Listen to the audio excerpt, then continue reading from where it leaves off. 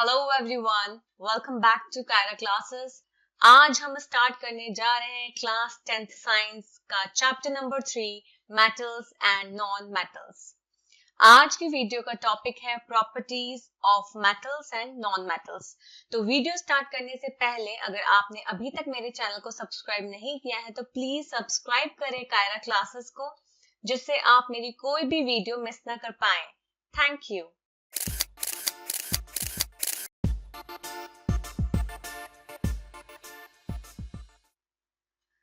पहले जान लेते हैं मेटल्स बेसिकली होते क्या है।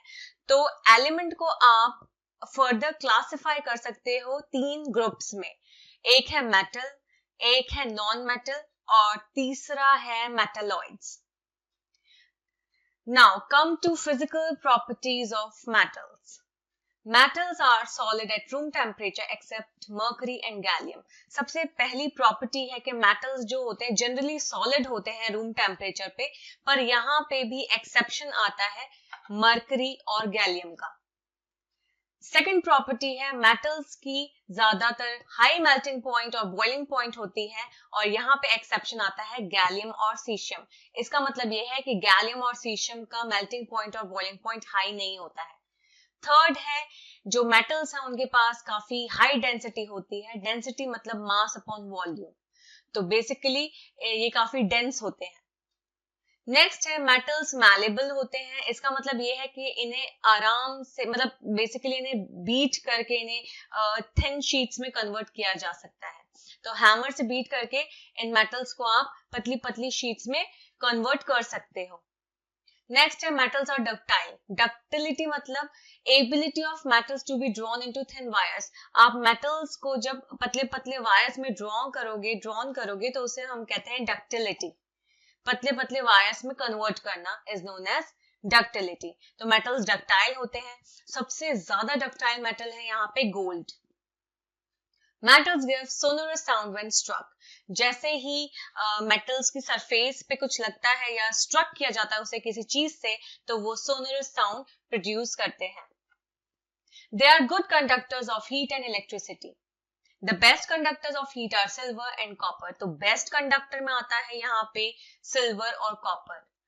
Lead and mercury are comparatively poor conductors of heat. Lead और मर्करी यहाँ पे पुअर कंडक्टर होते हैं हीट के, जबकि बेस्ट कंडक्टर ऑफ हीट है यहाँ पे सिल्वर और कॉपर। मेटल जनरली हार्ड होते हैं, लेकिन यहाँ पे एक्सेप्शन है सोडियम और पोटेशियम। एल्कलाइन मेटल जैसे लिथियम, सोडियम, पोटेशियम ये इतने सॉफ्ट होते हैं कि इन्हें आप नाइफ से भी कट कर सकते हो। नेक्स्ट है हमारा physical properties of non metals. Non metal generally solid और गैसेस के फॉर्म में एग्जिस्ट करते हैं, लेकिन यहाँ पे एक्सेप्शन है ब्रोमीन। ब्रोमीन जो है वो लिक्विड फॉर्म में होता है। नॉन मेटल्स में कम मेल्टिंग पॉइंट और बॉइलिंग पॉइंट बेसिकली लो होता है, लेकिन यहाँ पे अगेन एक एक्सेप्शन आ जाता है डायमंड एंड ग्रेफाइट। कार्बन एक नॉन मेटल है जो कि अलग अलग फॉर्म्स में एग्जिस्ट करता है और उसकी हर फॉर्म को कहा जाता है एलोट्रोप। डायमंड एक एलोट्रोप है कार्बन का, और साथ ही में ये सबसे ज्यादा हार्डेस्ट नेचुरल सब्सटेंस है, और इसके पास बहुत ही हाई मेल्टिंग और बॉइलिंग पॉइंट होता है। मतलब इसका जो मेल्टिंग और बॉइलिंग पॉइंट होता है वो काफी हाई होता है। ग्रेफाइट एक और एलोट्रोप है कार्बन का, जो कि एक गुड कंडक्टर है इलेक्ट्रिसिटी का। नॉन मेटल्स ना ही मैलेबल होते हैं ना ही डक्टाइल। इसका ये मतलब है कि जो नॉन मेटल्स है ना ही आप उन्हें थिन शीट्स में कन्वर्ट कर सकते हो, ना ही उनको आप थिन वायर्स में कन्वर्ट कर सकते हो। They are generally poor conductors of heat and electricity except graphite. ये पुअर कंडक्टर्स होते हैं हीट एंड इलेक्ट्रिसिटी के, लेकिन यहाँ पे एक्सेप्शन है ग्रेफाइट। जैसे मैंने आपको भी बताया था कि ग्रेफाइट जो है एक गुड कंडक्टर है इलेक्ट्रिसिटी का। इनके जो डेंसिटीज होती है वो लो होती है और मेल्टिंग पॉइंट्स भी क्या होते हैं, लो होते हैं। Non metals are not lustrous except iodine. Non metal जो होते हैं उनकी सरफेस शाइनी नहीं होती है, लस्टर नहीं होता उनके पास, लेकिन यहाँ पे एक्सेप्शन है आयोडीन। जबकि मेटल्स क्या होते हैं, दे हैव शाइनी सरफेस और आई कैन से कि उनके पास होता है lustre. Non metals does not give sonorous sound. Non metals जो है वो सोनोरस साउंड प्रोड्यूस नहीं करते हैं। Now come to chemical properties of metals. तो जब मेटल्स की केमिकल प्रॉपर्टीज की बात कर लेते हैं तो सबसे पहले जब मेटल्स ऑक्सीजन के साथ रिएक्ट करेंगे तो क्या होगा, जब मेटल ऑक्सीजन के साथ रिएक्ट करेंगे तो क्या फॉर्म करेंगे, मेटल ऑक्साइड। फॉर एग्जाम्पल अगर सोडियम ऑक्सीजन के साथ रिएक्ट करेगा तो क्या फॉर्म करेगा, सोडियम ऑक्साइड। ऐसे ही जब एल्यूमिनियम ऑक्सीजन के साथ रिएक्ट करेगा तो फॉर्म करेगा एल्यूमिनियम ऑक्साइड। तो बेसिकली मेटल जब ऑक्सीजन के साथ रिएक्ट कर रहा है तो it forms metal oxide. Metals form basic oxides. Zinc and aluminium form amphoteric oxides. They show the properties of both acidic and basic oxides. तो metals जो है वो generally basic oxides form करते हैं, लेकिन यहाँ पे जो zinc और aluminium है ये amphoteric oxides form करते हैं या produce करते हैं। Amphoteric oxides का मतलब है कि इनमें acidic और basic oxides दोनों की properties होती है। Most of the metal oxides are insoluble in water. Some of them dissolve to form alkali. बहुत से metal oxides जो होते हैं वो पानी में insoluble होते हैं, लेकिन कुछ dissolve होके क्या form करते हैं, alkali. जैसे Na2O plus H2O give you 2NaOH. जब सोडियम ऑक्साइड वाटर के साथ रिएक्ट करेगा तो क्या फॉर्म करेगा, सोडियम हाइड्रोक्साइड। नेक्स्ट है हमारा reaction with water. Metals react with water to form metal oxides or metal hydroxide and H2 gas is released. जब metals water के साथ react करते हैं तो क्या form करते हैं, metal oxides या फिर metal hydroxide, और क्या release करते हैं, H2 gas जो है वो release होती है। जब मेटल वाटर के साथ रिएक्ट करेगा तो मैंने आपको बताया था तो मेटल ऑक्साइड बनेगा या मेटल हाइड्रोक्साइड बनेगा, प्लस हाइड्रोजन गैस जो है वो रिलीज होगी या इवॉल्व होगी। तो मेटल जब वाटर के साथ रिएक्ट किया तो मेटल ऑक्साइड प्लस हाइड्रोजन, आपको प्रोडक्ट में ये मिला। देन मेटल ऑक्साइड जब वाटर के साथ रिएक्ट किया तो तब क्या बना, metal hydroxide. For example sodium जब वाटर के साथ रिएक्ट करेगा तो सोडियम हाइड्रोक्साइड और हाइड्रोजन गैस इवॉल्व होगी प्लस हीट निकलेगी। ऐसे ही जब पोटेशियम वाटर के साथ रिएक्ट करेगा तो पोटेशियम हाइड्रोक्साइड फॉर्म होगा, हाइड्रोजन गैस रिलीज होगी प्लस हीट एनर्जी इवॉल्व होगी या रिलीज होगी। सोडियम जब वाटर के साथ रिएक्ट कर रहा है तो जैसे मैंने आपको बताया था क्या बनेगा, ये sodium hydroxide, hydrogen gas will evolve और heat energy will evolve. The reaction of calcium with water is less violent. The heat evolved is not sufficient for the hydrogen to catch fire. Calcium जब react करता है water के साथ तो काफी ये less violent होता है, कम वायलेंट होता है। तो जो हीट इवॉल्व होती है वो इतनी ज्यादा नहीं होती कि जो हाइड्रोजन है वो फायर पकड़ ले, आग पकड़ ले। तो जो हीट एनर्जी इवॉल्व होती है वो इतनी नहीं होती कि हाइड्रोजन जो गैस है वो फायर को पकड़ सके। इसका रिएक्शन यहाँ पे दिखा रखा है कि जब कैल्शियम वाटर के साथ रिएक्ट करेगा तो Ca plus 2H2O will give you CaOH2 calcium hydroxide plus hydrogen gas. Calcium starts floating because the bubbles of hydrogen gas formed stick to the surface of the metal. Calcium जो है वो float करना start करता है। क्यों float करता है वो? क्योंकि जो बबल्स होते हैं, हाइड्रोजन गैस जो फॉर्म हो रही है उसके जो बबल्स है वो इस मेटल के सरफेस पे क्या हो जाते हैं, चिपक जाते हैं। इसकी वजह से कैल्शियम क्या करता है, वो फ्लोट करता है। मैग्नीशियम कोल्ड वाटर के साथ रिएक्ट नहीं करता है, ये हॉट वाटर के साथ रिएक्ट करता है, जिससे क्या फॉर्म होता है, मैग्नीशियम हाइड्रोक्साइड और hydrogen. It also starts floating due to the bubbles of hydrogen gas are sticking to its surface. तो वही बिल्कुल चीज है, ये भी फ्लोट करना स्टार्ट करता है क्योंकि जो बबल्स है हाइड्रोजन गैस के वो उस मेटल की सरफेस पे क्या हो जाते हैं, स्टिक हो जाते हैं, चिपक जाते हैं। मेटल जैसे एल्यूमिनियम, आयरन, जिंक ये ना तो कोल्ड वाटर के साथ रिएक्ट करते ना ही हॉट वाटर के साथ, बल्कि ये स्टीम या वाटर वेपर के साथ रिएक्ट करते हैं, जिससे क्या फॉर्म करते हैं, मेटल ऑक्साइड और हाइड्रोजन। यहाँ पे इन्होंने रिएक्शन दिखा रखे हैं, जैसे एल्यूमिनियम जब वाटर के साथ रिएक्ट करेगा तो एल्यूमिनियम ऑक्साइड बनेगा, H2 गैस विल रिलीज। ऐसे ही जब आयरन वाटर के साथ रिएक्ट करेगा तो क्या बनेगा, आयरन ऑक्साइड बनेगा और हाइड्रोजन गैस जो है वो रिलीज होगी। मेटल जैसे कि लेड है, कॉपर, सिल्वर, गोल्ड, ये किसी के साथ रिएक्ट नहीं करते। मतलब बेसिकली अगर मैं कहूँ वाटर के किसी फॉर्म के साथ रिएक्ट नहीं करते, कोल्ड वाटर के साथ नहीं करते, ना हॉट वाटर के साथ और ना ही स्टीम के साथ। तो बेसिकली लेड, कॉपर, सिल्वर और गोल्ड जो है वो वाटर के साथ रिएक्ट नहीं करते हैं।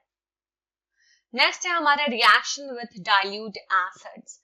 डाइल्यूट मतलब क्या होता है, डाइल्यूशन का मतलब क्या होता है, जब वाटर कंटेंट ज्यादा है, इसका मतलब सॉल्वेंट कंटेंट जब ज्यादा होता है और सॉल्यूट कम होता है तो उसे हम कहते हैं डाइल्यूट सॉल्यूशन। और कॉन्सेंट्रेटेड सॉल्यूशन की बात करें तो उसमें सॉल्यूट का अमाउंट काफी ज्यादा होता है और सॉल्वेंट का अमाउंट कम होता है। तो डाइल्यूट एसिड्स का मतलब ये हुआ कि जो सॉल्वेंट है वो ज्यादा अमाउंट में है और जो सॉल्यूट है वो कम अमाउंट में है। तो मेटल ऑक्साइड जब रिएक्ट करते हैं एसिड और बेसिस दोनों के साथ तो ये सॉल्ट बनाते हैं और वाटर फॉर्म करते हैं, तो इन्हें हम कहते हैं एम्फोटेरिक ऑक्साइड्स। यहाँ रिएक्शन दिखाया गया है, मेटल जब एसिड के साथ रिएक्ट करेगा तो मेटल सॉल्ट बनेगा और हाइड्रोजन बनेगा। एग्जाम्पल के तौर पे मैग्नीशियम जब हाइड्रोक्लोरिक एसिड के साथ रिएक्ट करेगा तो मेटल सॉल्ट क्या बना, मैग्नीशियम क्लोराइड, और हाइड्रोजन गैस जो है वो रिलीज होगी। ऐसे ही जब सोडियम H2SO4 जो कि सल्फ्यूरिक एसिड है इसके साथ रिएक्ट करेगा तो क्या बनेगा, सोडियम सल्फेट, ओके, एक मेटल सॉल्ट, और क्या रिलीज होगा, H2 गैस। मेटल जब नाइट्रिक एसिड के साथ रिएक्ट करेगा, HNO3 के साथ रिएक्ट करेगा, तो यहाँ पे H2 गैस है वो डिस्प्लेस नहीं होती है।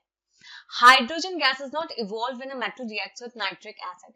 हाइड्रोजन गैस जो है वो इवॉल्व नहीं होती है जब मेटल रिएक्ट करता है नाइट्रिक एसिड मतलब HNO3 के साथ।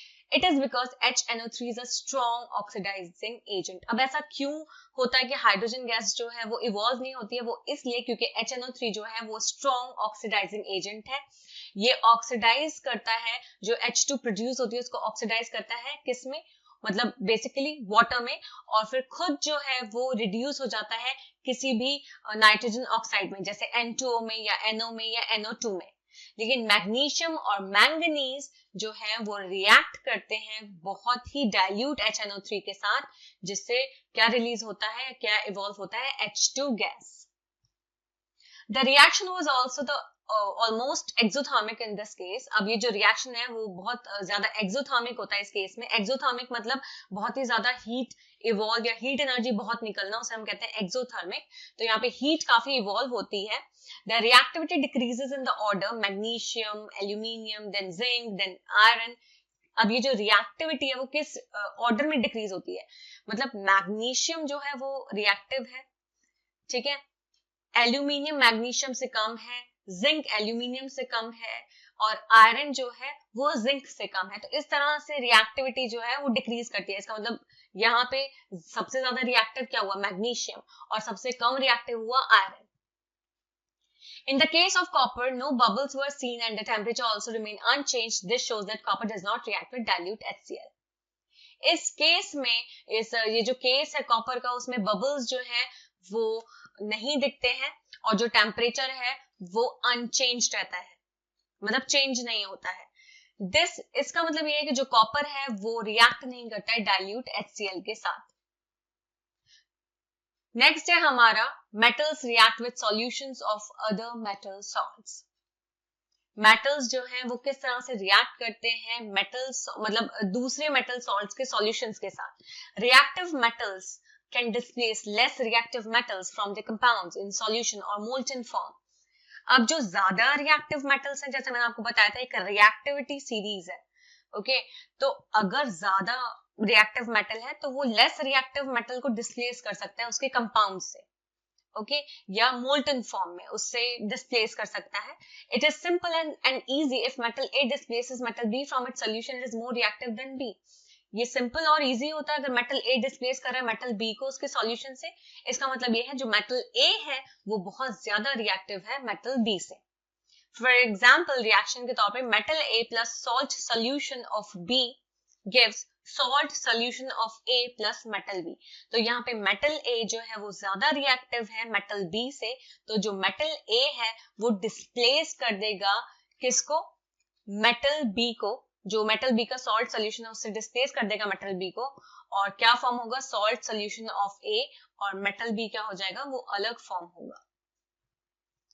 Now come to the reactivity series.